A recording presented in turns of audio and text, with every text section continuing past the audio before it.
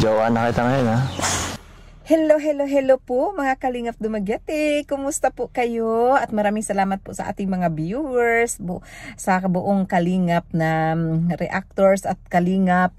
Maraming salamat po sa inyong pagsubaybay sa aming mga channel. At dahil sa inyo, marami tayong natulungan. So ito na naman ang isang nakakakilig na reaksyon natin ngayong araw na ito. Grabe! So ayan po. Ito po yung upload po ni Kalingap Rab. So panoorin po natin yung buong video ni Kalingap Rab na yung mayroong 2.5 million yung pabahay ni Erica. So panoorin po natin mga Kalingap Dumaguete. Ayan po, sobrang nakakakilig talaga yung pag-amin talaga ni Edo na kami na doon sa atin niya. Ganito ang pagkasabi. Ate May, masasabihin ako. Kami na. Ay wow, ngayon pa ganun. O diba? Tawang-tawa sila kasi tapos yun. Tapos ito pa yung sinabi nila nung unang-una na sabi ni Edo na, so paano yan na tayo na? Ayan, nakikilig ba kayo? Ayan, so sobrang kilig talaga. Ako ay kinikilig.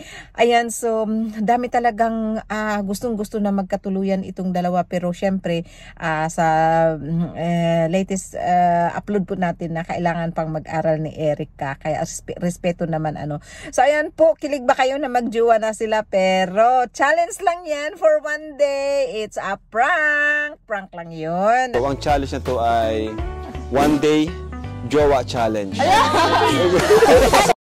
Ayun, so hindi pa talaga sila pero pina-challenge lang talaga sila ng mga viewers kung paano sila kung talagang totoong magkajowa. Ayan, so pero gusto nyo din, 'di ba? Gusto nyo din talagang magkajowa na sila, talagang reality, 'di ba?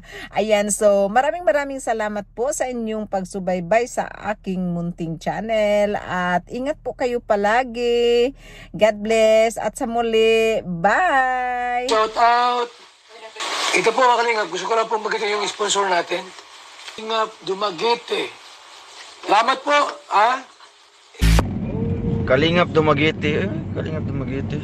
May baka may Kalingap Davao dyan.